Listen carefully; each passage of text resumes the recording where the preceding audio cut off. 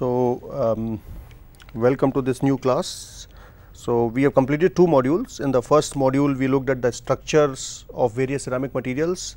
So, we started with our discussion on just basic fundamentals of structures and bonding, followed by discussion on the structures, what sort of structures which, do ionically bonded solid possess.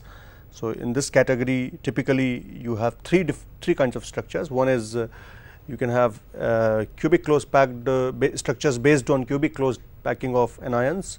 Second is you can have structures based on hexagonal closed packing of anions, and third one is other structures which are typically either cubic packing of anions, or you can have orthorhombic and tetragonal structures as well, such as superconductors.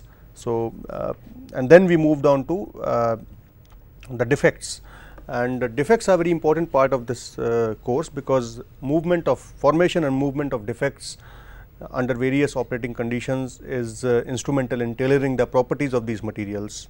So, we looked at the formation of various kind of defects. Point to be noted here is we limited our discussion to the point defects, because point defects are they play an important role in property determination.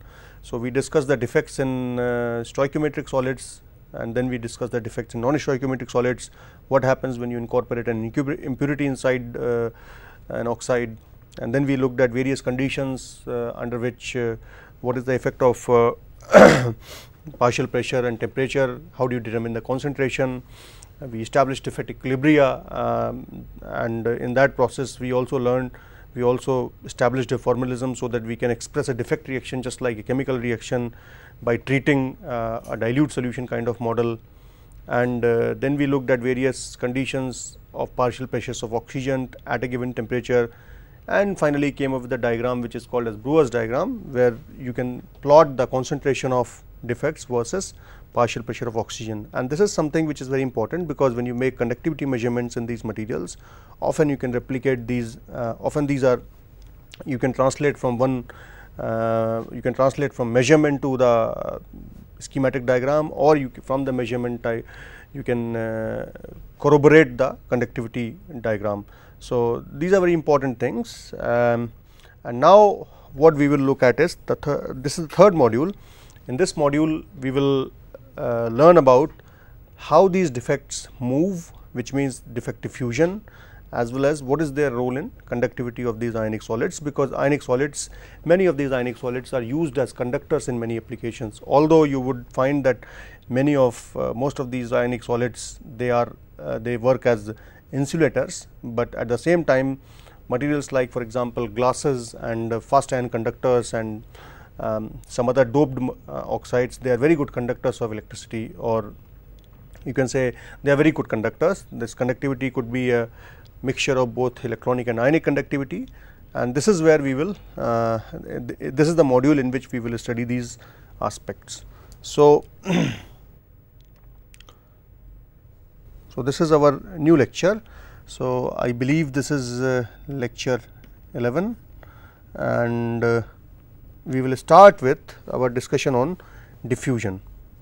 So,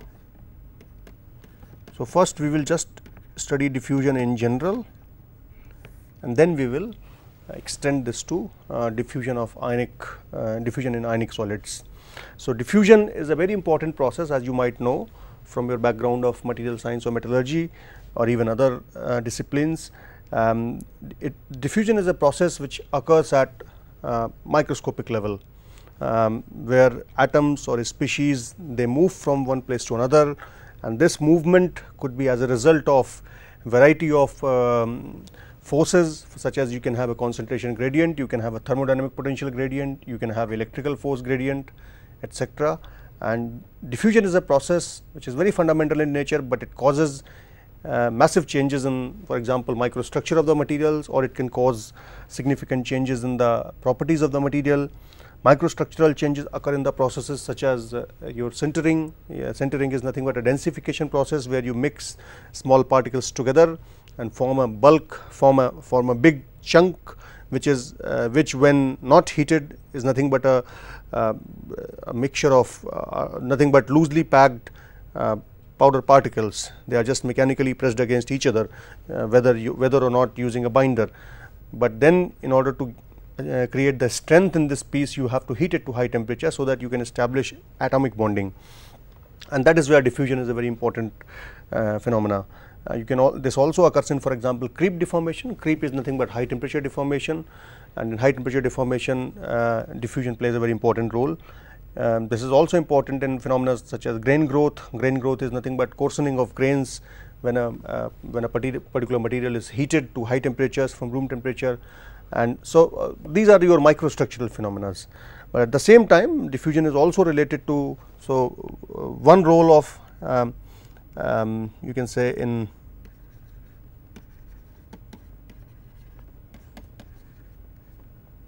microstructural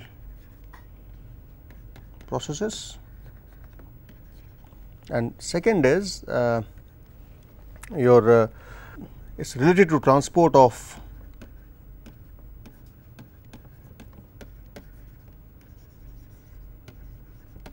defects, okay.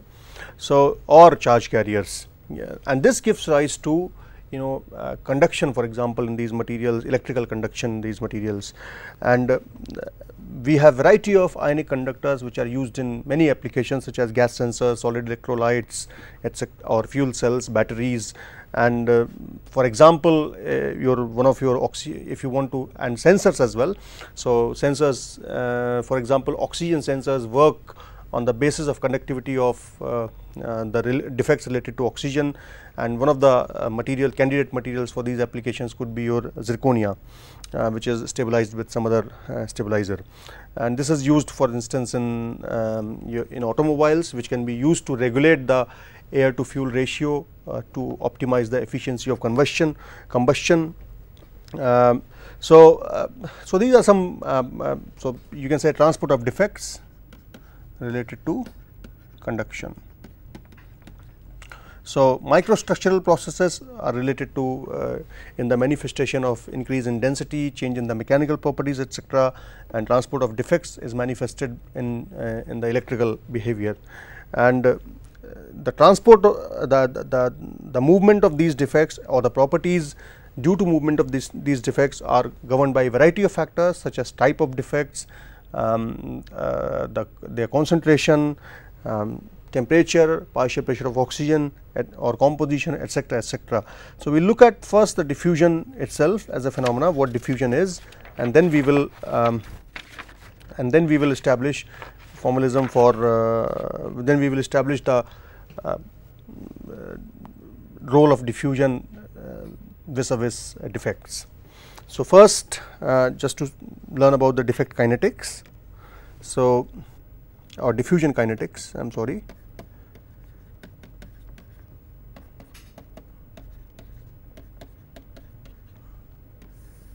So I am not going into details of diffusion. If you want to go into details of diffusion, I would recommend this book, Diffusion in Solids,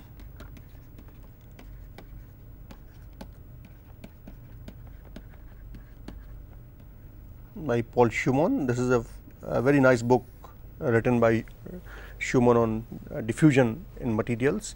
So basically, diffusion is nothing but an atomistic process. It happens by movement of, let us say, atoms in a particular material from one place to another, typically from regions of higher concentration to lower concentration. And this you can see a very simple demonstration, for example, could be your dissolution of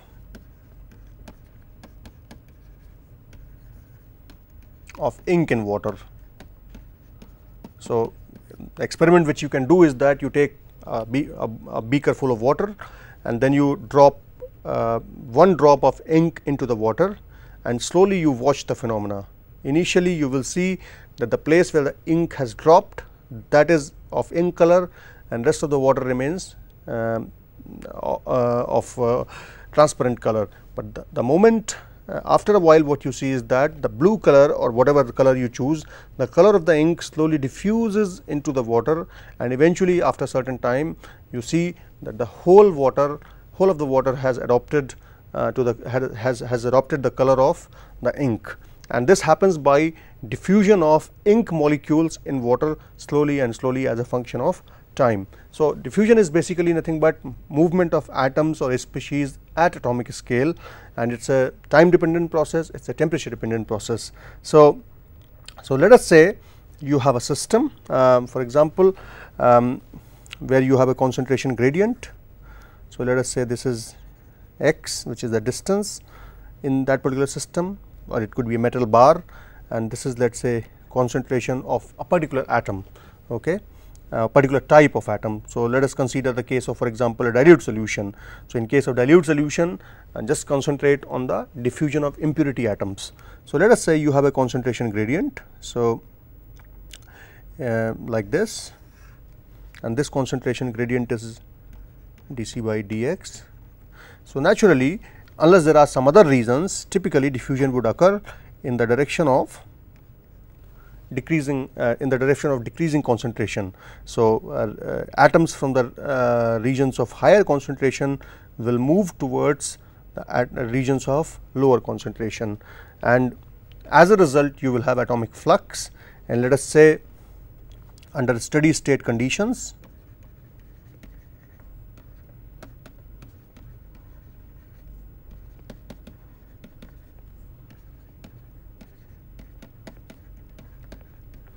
steady state conditions mean that this gradient does not change as a function of time, this gradient remains constant in time.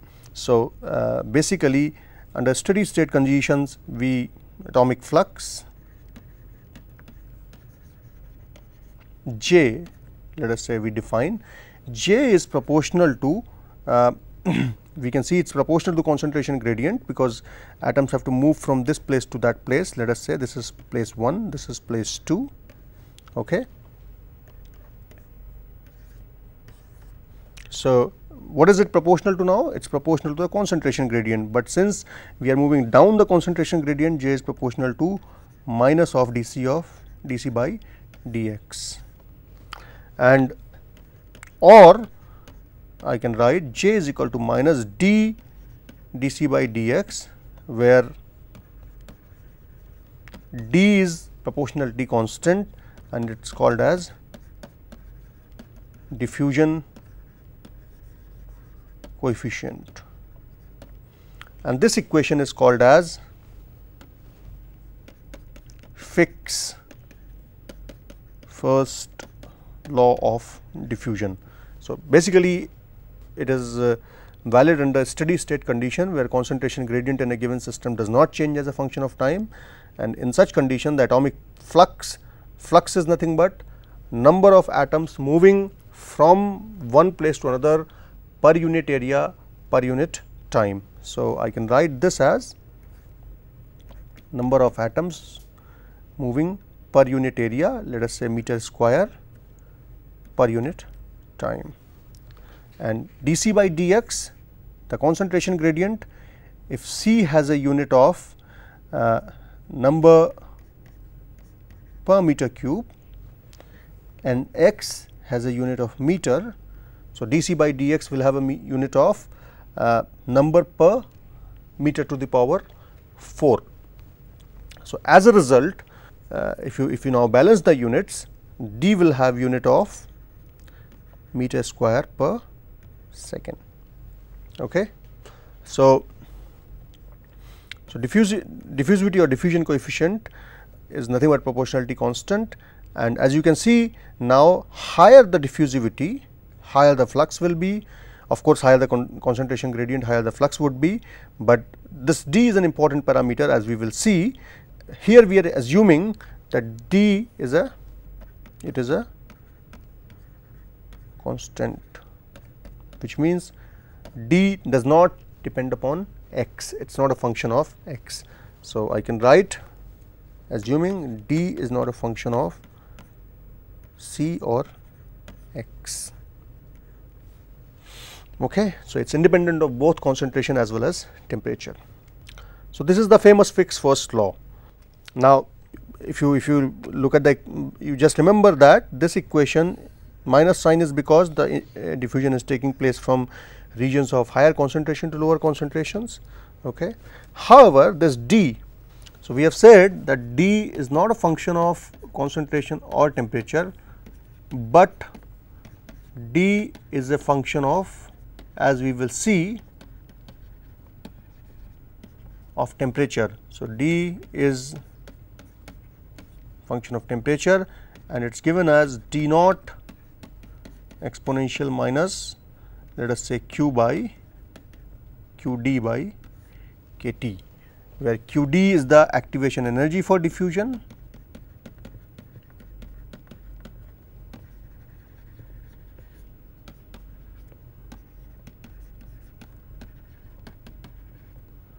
and T is your temperature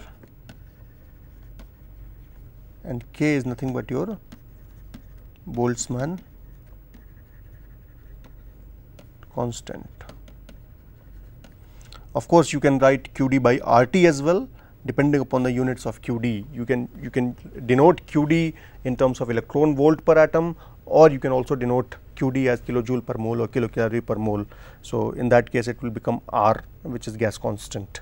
So, these are interchangeable, and D naught is the diffusivity pre-exponent, and whose units are again in centimeter square per second. So, later on as we go into the module, we will establish a basis for this relation, which is D is equal to D naught exponential minus QD by KT. What is the reason for temperature dependence of diffusivity? Okay. So, at the moment you just note down, you just keep in your mind that diffusivity as it is taken in the first Fick's law is a constant independent of concentration and distance, and D naught is here is pre-exponential factor. Now, another of Fick's law is Fick's second law.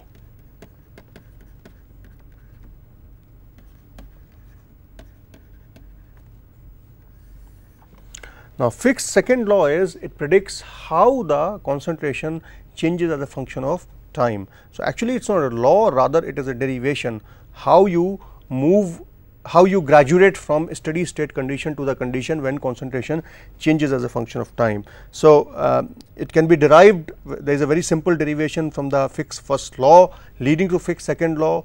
Now, we are not going to go into details of that derivation.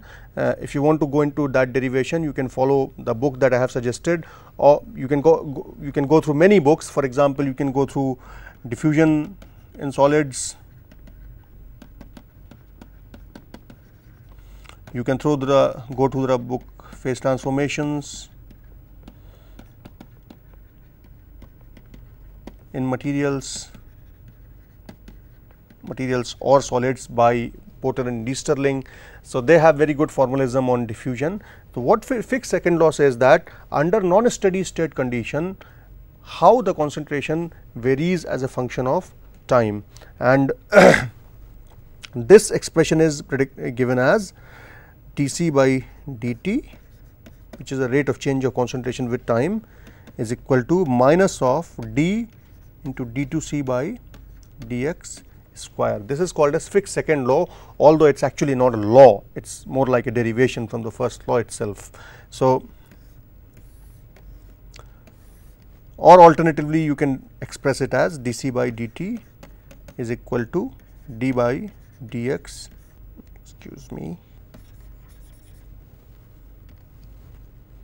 dj by dx, where j is nothing but the flux. Okay. And all other terms are defined except time, which is in seconds. So, I have not gone through the derivation of this, but you just derivation is fairly simple, and you can go through these two books which I have listed here.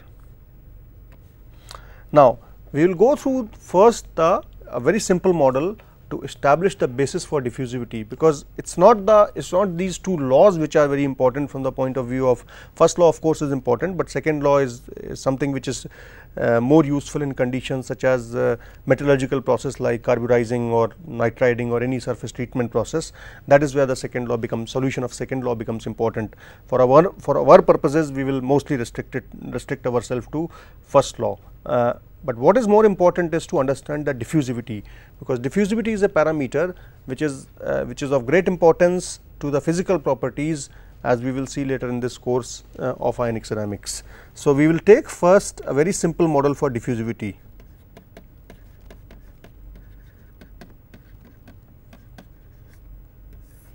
Okay. Now, here scenario is like this: you have these plane of atoms,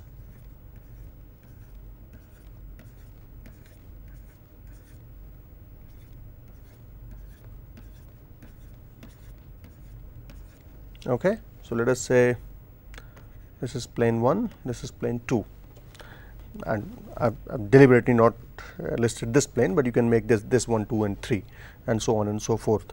And now, the thing is here, let us say these are the atoms of host lattice, and some of these atoms are impurity atoms. So, we consider the case of dilute solution, okay, where by and large impurity atoms diffuse from one place to another, since host atoms are alike. So, let us say we have a concentration gradient here. So, these shaded atoms are, let us say, the impurity atoms, okay, and these number of these atoms changes as we progressively go from left to right. So, as a result, if you plot the concentration gradient as a function of distance, so this is distance x, let us say the distance between these two planes is lambda, and as you go from left to right, the concentration changes like this. So, this is your concentration versus x. So, okay. And so, what we are saying is that now diffusion is a process which is atomistic process. One of the models to explain the diffusion phenomena is the random walk model, which means in which an atom or a species has equal probability of jumping to any of its side, given that the sites are available.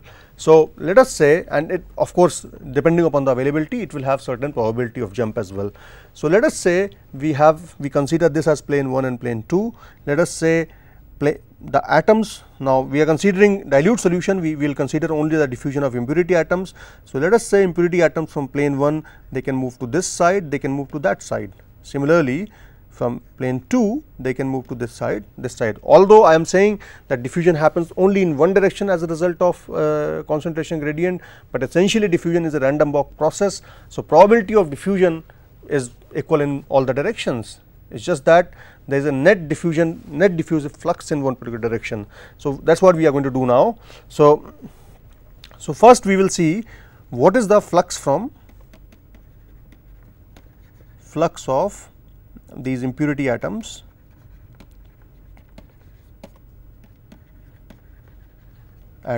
from plane 1 to 2.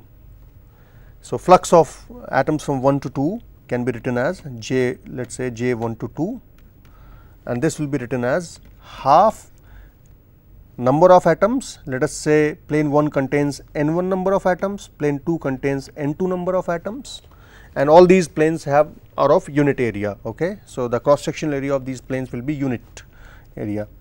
So, since half is a factor which will come because the atoms have equal probability to move either on left or right. So, half multiplied by number of atoms. What is missing here is the jump probability. What is the probability of jump, which can be defined as half n1 tau. So, tau is the jump probability, and of course, I have taken, since this has unit area, so area will remain unit area. So, we will take that as 1. So, this is, let us say, the flux from 1 to 2. Similarly, flux from 2 to 1 is J 2 to 1, and that is given as half if number of atoms on plane 2 are tau n2, sorry, and if tau is again the jump probability. So, the half n2 tau.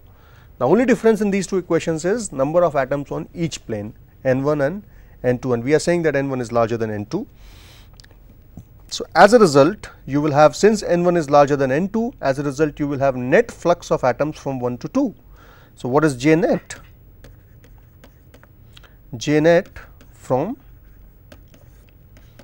1 to 2 is equal to half of n 1 tau minus half of n 2 tau, okay, which is nothing but difference of j 1 2 minus j 2 1. Okay. So, this is given as half n 1 minus n 2 multiplied by tau. Okay. So, now we define what is concentration. Concentration, let us say, on each plane is equal to C 1, concentration of atoms. When I say atoms, it means the shaded atoms, and concentration of sorry, not C 1, it should be plane 1, and similarly this would be plane 2. So, concentration is given in terms of number of atoms per unit volume, whereas n 1 and n 2 were just number of atoms. So, in that case C 1 would be equal to number of atoms n 1 divided by volume. I have taken unit area. So, 1 multiplied by the distance, that is lambda. So, this would be n 1 divided by lambda. What would be C 2? C 2 would be n 2 divided by lambda. Okay. So, n 1 minus n 2 would be equal to excuse me. So, C 1 minus C 2 will be equal to n 1 minus n 2 divided by lambda. Okay. Now, so I can just so n 1 minus m 2 will be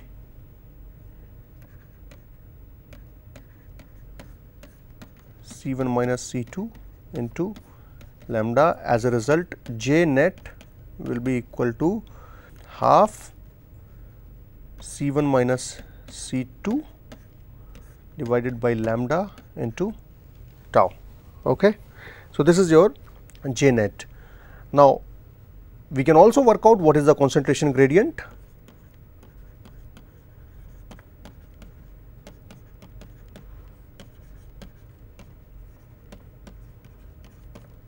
Concentration gradient is dC by dx, and that is equal to number of the concentration at plane 2 C 2 minus concentration on plane 1 divided by lambda. And if I now replace this with C 1 minus, or this would be minus of C 1 minus C 2 divided by lambda, all right, and this would be equal to minus of n 1 minus n 2 divided by lambda square if I replace C 1 minus C 2 as n 1 minus n 2 divided by lambda. So, this is your concentration gradient. Now, you know that from Fick's first law, J is equal to minus d dC by dx. Okay. So, this becomes J is equal to minus d into n 1 minus n 2 divided by lambda square. Okay. And if I now equate this to previous equation, then what we get here, that was equal to J was equal to half n 1 minus n 2 into tau, half n 1 minus n 2 into tau. So, what do you get now here? You get an expression for diffusivity, which is, so you get an expression for diffusivity, excuse me, there is a certain mistake here, I think, yes, there is a minus sign missing here. So, this would be minus of n 1 minus n 2 divided by lambda square. So, this would become d into n 1 minus n 2 divided by lambda square. So, if you equate these two sides, what you get here is half n 1 minus n 2 tau is equal to d into n 1 minus n 2 divided by lambda square. N 1 minus n 2 cancel each other, and what you get an expression for d, which is half lambda square tau. So, what is lambda here? Lambda is nothing but your jump distance. The distance between two planes is equal to jump distance, and tau is nothing but your jump probability, and jump probability will be in per unit time, and this would be in meter. So, the units of d would be in meter square per second. So, just by taking a very simple model, one-dimensional model, we have established that d is equal to half lambda square tau. In general, for a general system,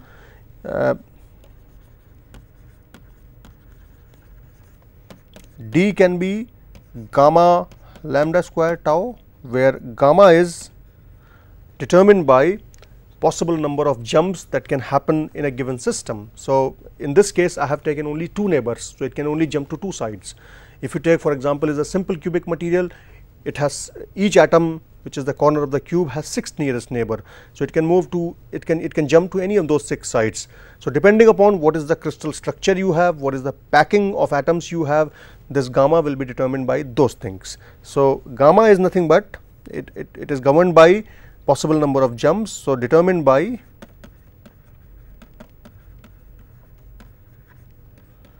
crystal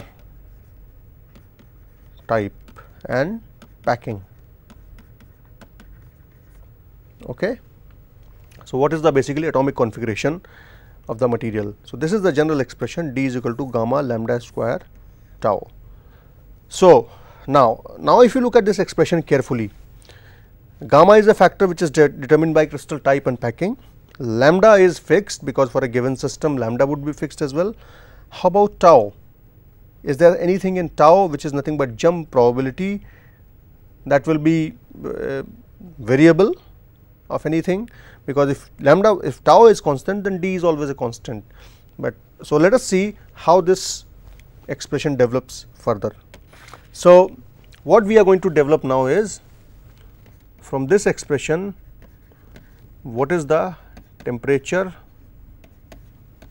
dependence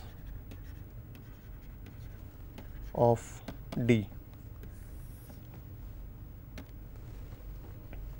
So, if I look at the temperature dependence of d, so you just now we said that d is equal to half tau lambda square, lambda is constant, sorry, I will take a general case. So, in that case I will replace this half by gamma, and gamma is a constant. So, the only thing which can vary is now tau. So, tau is jump frequency, and this jump frequency, if you now recall Maxwell-Boltzmann statistics, it is defined as, so using Maxwell-Boltzmann statistics, this jump frequency tau can be defined as frequency of vibration in a solid, which is nu, multiplied by exponential of minus of some energy barrier G star divided by kT, where G star is an activation energy which is smaller than the thermal energy, that is kT available. Okay. So, if the atom is moving from one, so what it basically means is that you have atoms in a system which have a natural frequency of vibration which is given as mu, but they cannot jump to any random site just like that, they have to overcome a certain barrier, because they have to move from one place to another, which means the bonds have to be broken and again they have to be re-established. There is an expense of energy. This expense of energy is, so if it wants to move from position 1 to position 2, it has to cross this energy barrier, which would be delta G star. Okay. So, this is the free energy change that has to be overcome to allow this atom, to allow the atoms to move from their position. So, here K again is Boltzmann constant, T is temperature, and nu is the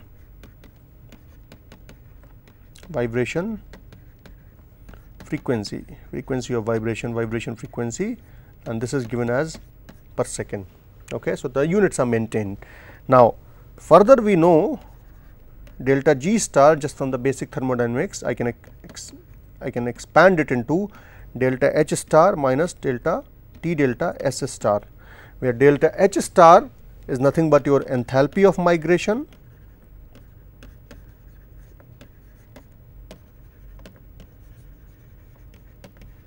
and delta S star is nothing but your associated entropy change that happens upon migration. So,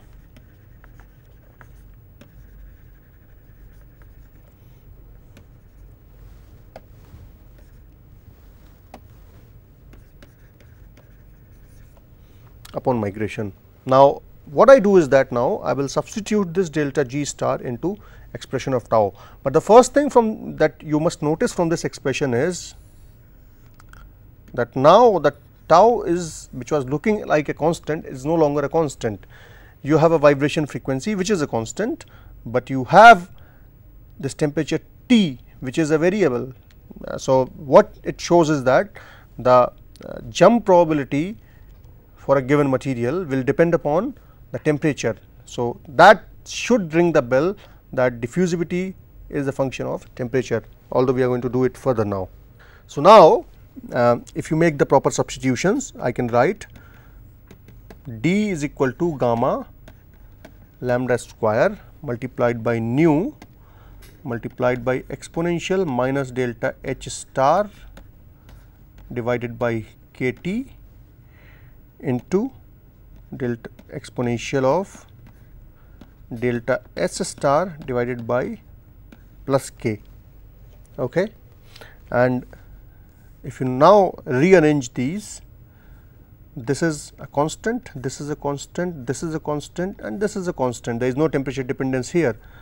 So, all these things will make d naught, which will be gamma lambda square nu exponential of delta S star divided by k. Okay.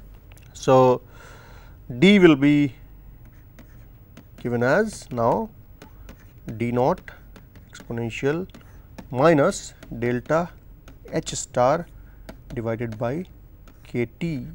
So, now, this expression is similar to the expression that we developed earlier, that I wrote earlier. So, this will be your enthalpy of migration, the energy which needs to be overcome in order for diffusion to occur, and this is your pre-exponential factor. So, this establishes the basis for temperature dependence of diffusion. Now, what you can do is that you can verify yourself by putting in some numbers just to work out the value of d. So, for instance, if you take for example, let us say gamma as some arbitrary value of 0.3. Okay. Example, lambda in a typical crystal system would be, now we will take an example and just to see how the numbers turn out to be.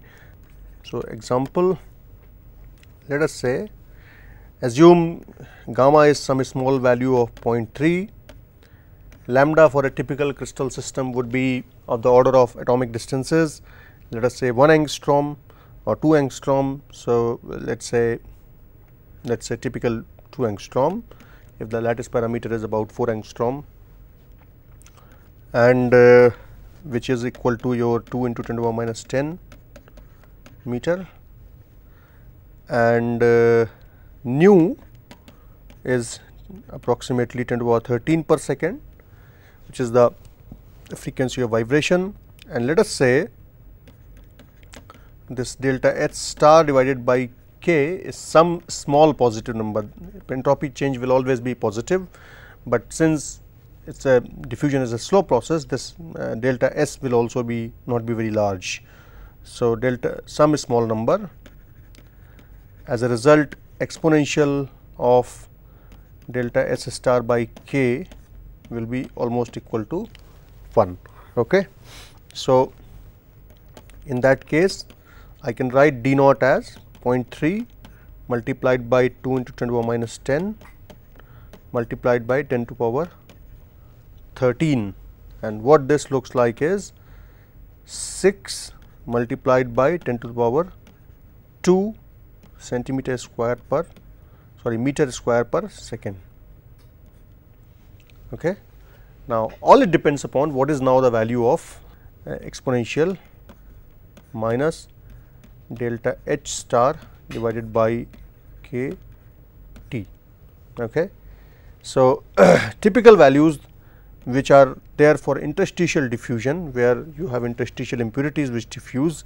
So, these values are typically depending upon the magnitude of this factor, d varies between 10 to the power minus 3 to roughly 10 to the power 2 centimeter square per second, 10 to the power minus 3 minus 4 to 10 to the power 2 centimeter square per second. These are the magnitudes of value. If you put in the values for delta h star will of course be few electron volt per atom, and not a very large number, depending upon the system whether it can be large or small, and you know whether k or t. So, choose for various systems. Okay. So, these numbers give you an idea of the order of diffusivity values for most systems. So, now what we will do is that we will take the example of diffusion in ceramics.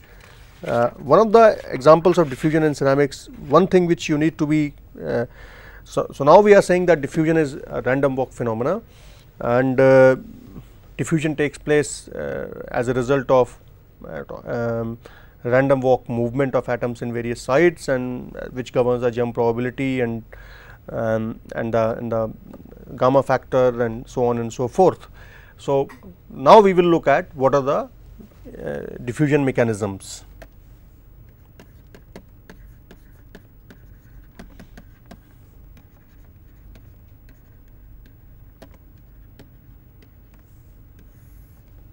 Okay. Now, diffusion mechanisms, the first common mechanism is your vacancy diffusion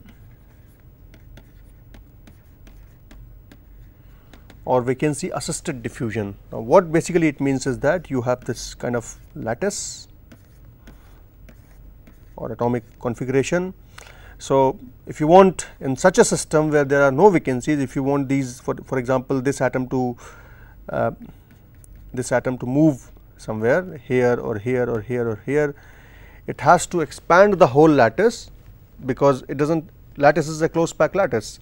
So, in order for this atom to move to another position, it has to expand the lattice, which because it has to break its bonds, and it has to go through the small channels which are present in any lattice, and then it has to occupy other position. At the same time, since it is moving from one position to another, this guy also has to move here, which means massive dilation of lattice will occur.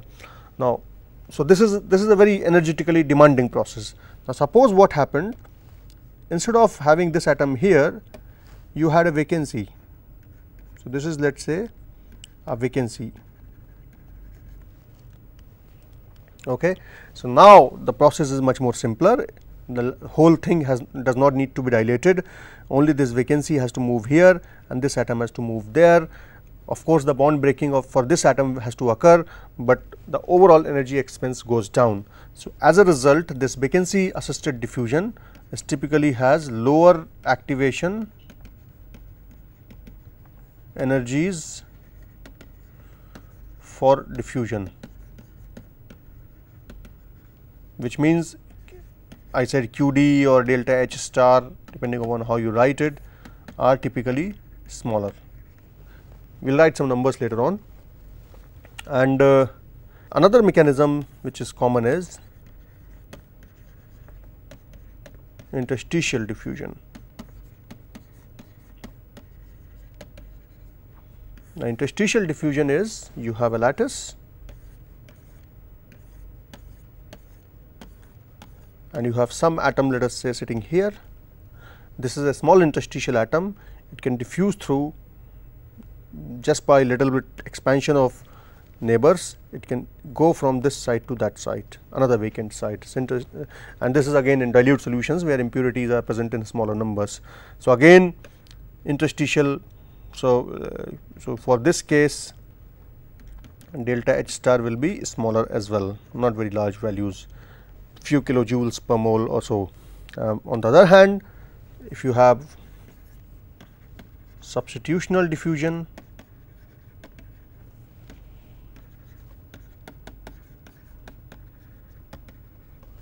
where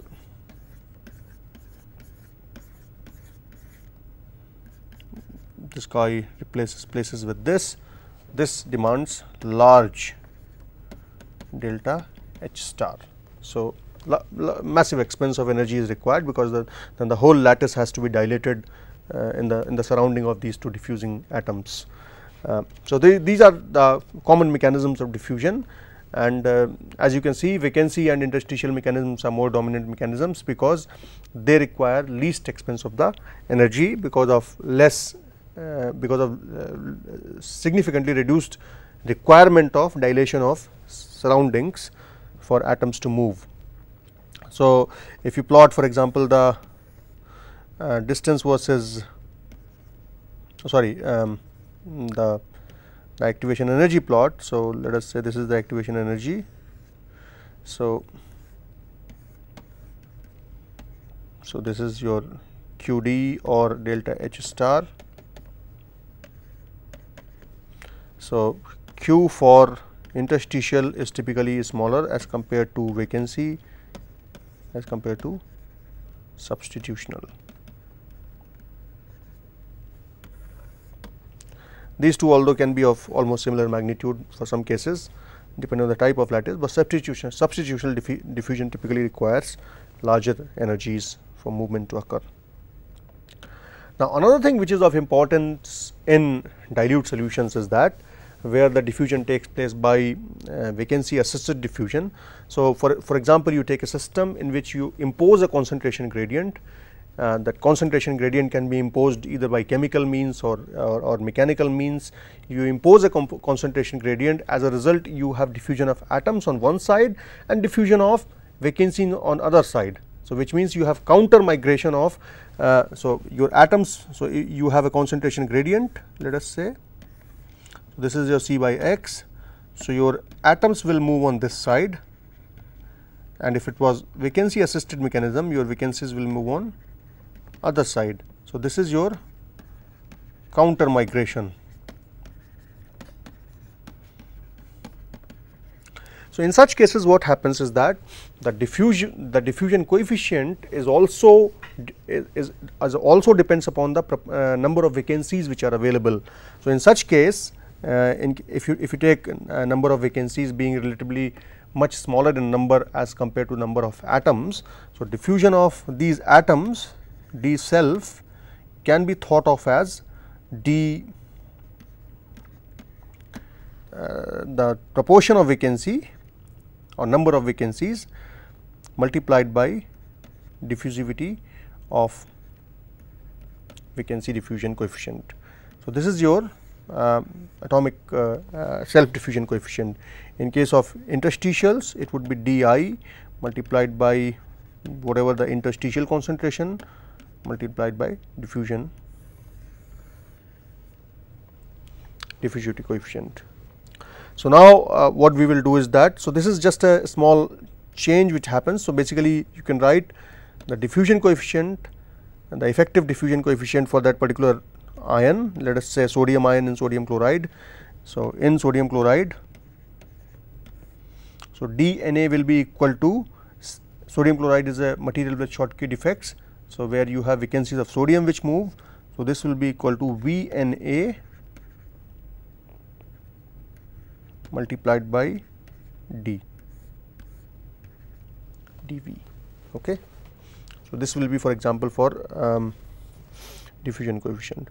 So, now we are what we will do is that in the next class we will take some diffusion examples, for example, in sodium chloride and magnesium oxide, what happens in these systems and what is the temperature dependent, how does the diffusion coefficient varies in a pure ceramic as a function of temperature and in a impure ceramic containing impurities as a function of temperature. So, we will do that in the next class, and then we will establish some formalisms for